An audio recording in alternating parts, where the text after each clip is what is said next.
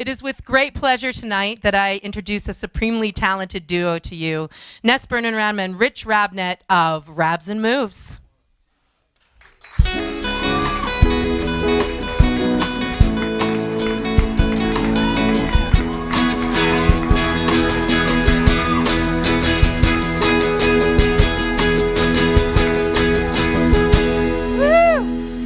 Well, it's a real pleasure to have you guys join us.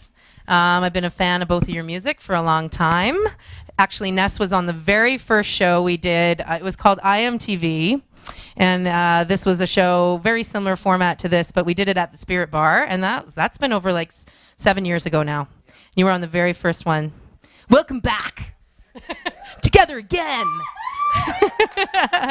You've got this amazing new project. You've come a long way with so many things in both of your careers and found each other. And this is called Aw. Yeah, let's take a moment. Aw. There's an emoticon for that. Let's take a moment and talk about Rabs and Mooves, this current project. Start there. What's going on, Rich? So this project is an all-encompassing 360-degree music project where we make original music that we dream up together, where neither of us is responsible for one particular element necessarily. We both write melodies and harmony and rhythms, and we come together and make this music that is definitely electronic music. And originally, I think we thought about it as something that sort of fit with our local electronic community and maybe would work well at a Shambhala environment or a Star Belly Jam or something like that. But when I say 360, it's now, we started making this music together that had this little life, and now we've been composing for television with this music, and the music that we made has been the theme song for Daybreak on CBC in the South Okanagan. And you had a really interesting backstory to that, how that started. You were charting, weren't you? Like you were in 8 Canadian markets in the top 10 for a period of time. Yeah, so we only pressed 25 CDs of the Wave OCP that we made together. And we sent 20 of those out to Canadian radio stations and charted in the top 10 in 8 out of those 20. Which was great. I mean, yeah. This is the kind of talent we have here, you know? This is amazing. Yeah, so all of those things have sort of contributed to a project that is, I think, gaining momentum. And as we understand each other and how we can work together to service all of these different areas there are in the new landscape, you know, there's cinema, and you guys have content here that might need some scoring. Perhaps there's other people who, yeah. Hint, hint. Oh my God, that would be amazing! Yeah. Are you kidding me? Whatever you want to do, it's done. We're doing it, right, Shane? Shane, you want this? Yeah, no, whatever you guys want to do. So what we would like to do is just put long, drony sounds out that you commission all your friends to sort of twist in a Grateful Dead-y-like way, spinning, looking at the sky.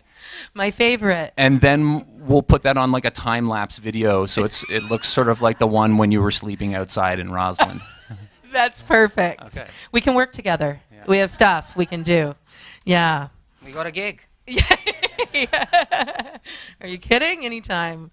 So now that whole thing where you got to be, have your song as their theme song for the Daybreak show led you to something else, right?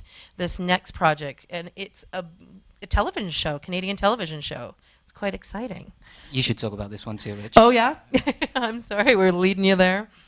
Well, so I've been making music for almost 2 decades now, and I have 2 very close friends who are involved in the television industry, one in Los Angeles and one in Toronto, and I pitch them constantly. And these guys who are in the back here, who are doing a great job playing music for this show, I've always been kind of doing these things, trying to find avenues to make some money making music.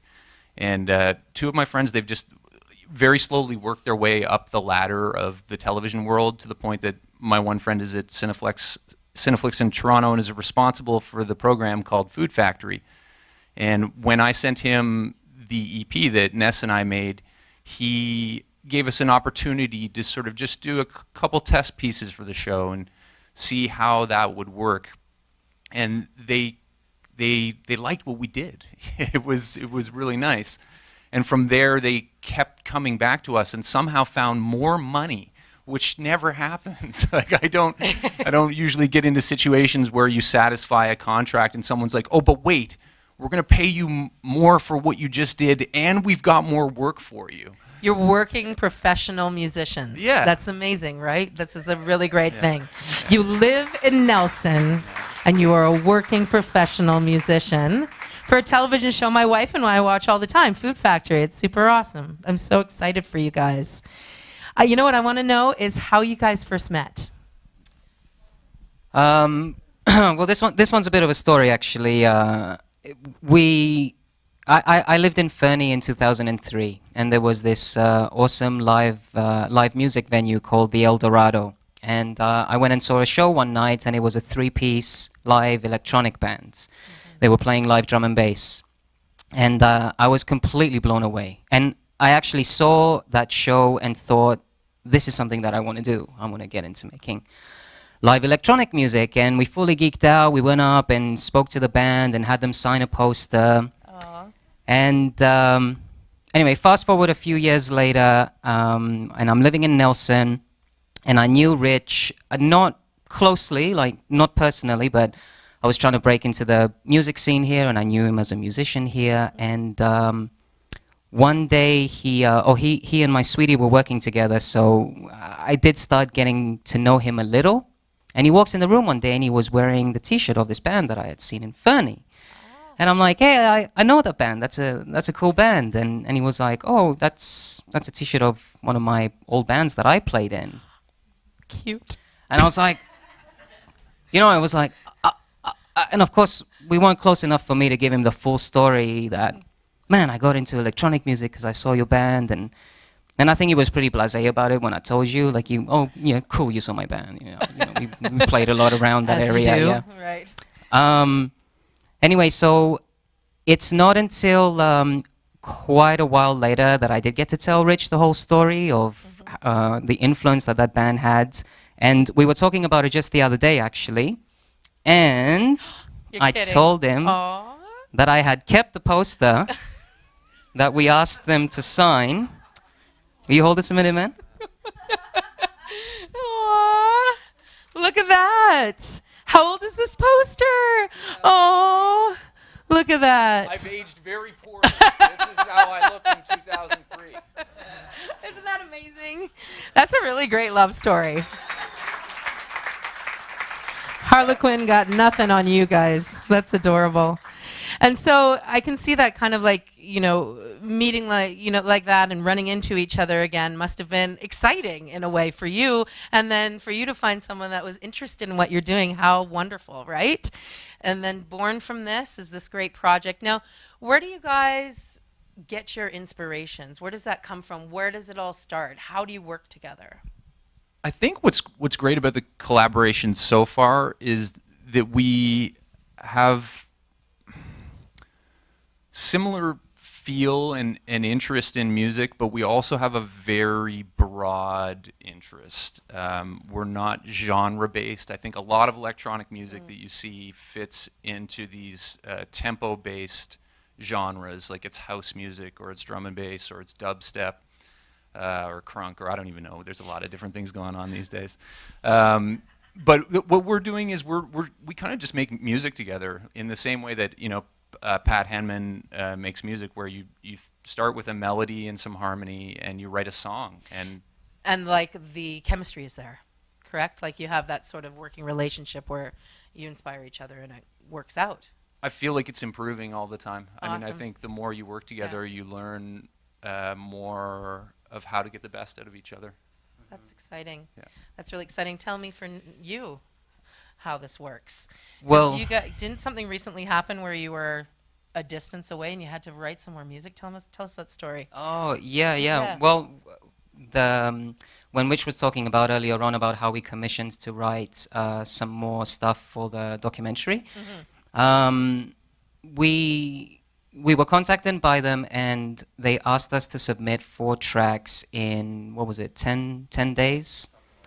Wow. And Pressure's on. my darling and I were visiting a family in Ontario at the time, so Rich sent me a Facebook message saying, hey, listen, I know you're on the road, and I also know that you have your laptop with you, and can we write 4 songs while you're out traveling and submit these to Food Factory?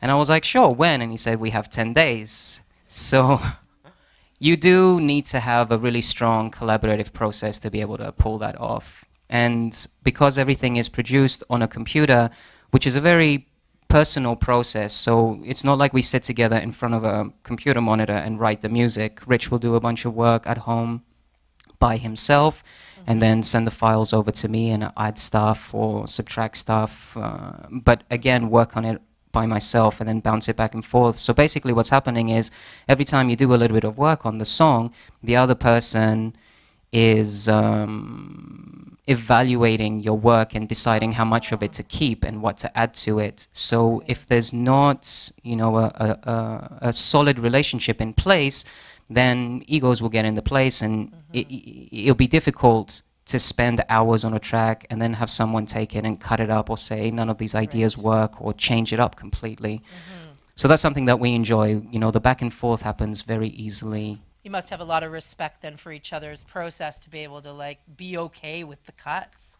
For sure, yeah. You know, be able to trust each other in a way that's pretty incredible, because you know a lot of musicians, they work alone, and it's pretty amazing that you guys can do that but together. So you do this, so when you were on the road, am I assuming this is happening over the phone? You're talking to each other and like we have like that. Like this is what I'm picturing. but like, almost calling each never other even. up and- Yeah, almost even none of that. Like Yeah? just communication. We have a Dropbox account in the perfect. modern era. Yeah. Those of you, there's Google Hangouts and all of these places where you can Sending files. where you can just store the files and even leave a comment or speak to them. But yeah, we'd usually just do our work, turn it around, put it back up. If there were notes or things that needed to be discussed, then you might email and get a little more deep into what the concerns are or how we can make it better.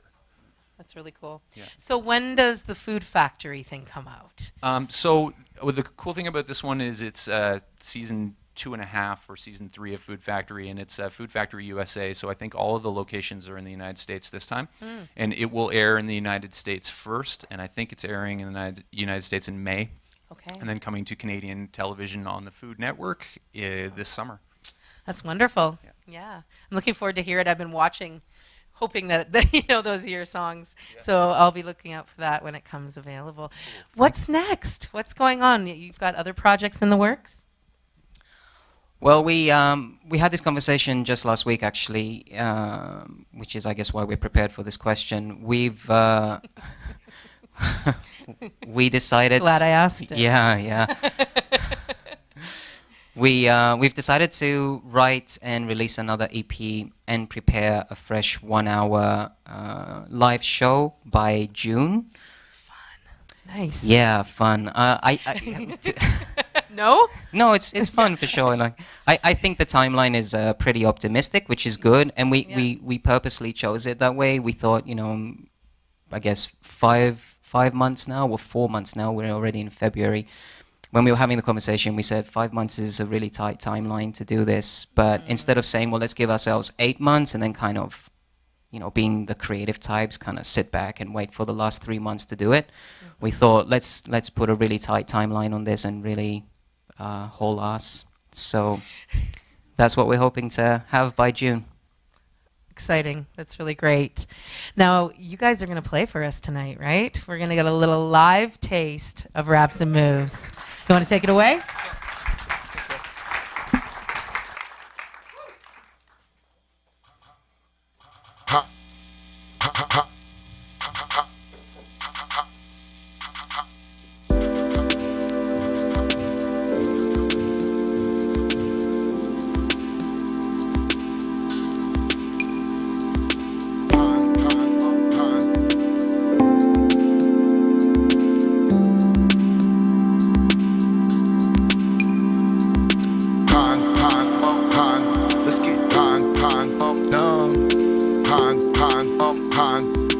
Let's get pond, then get pond, no. Pond, then get pond.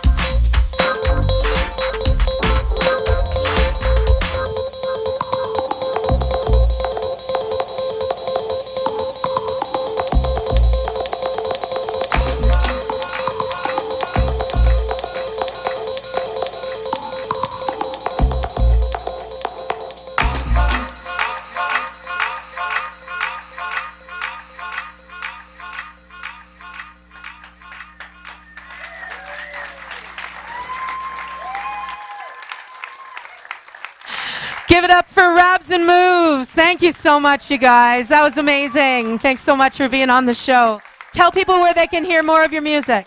On Bandcamp, we're at rabsmoves.bandcamp.com. Thank you so much. Thank you so much, Rich. Thank you.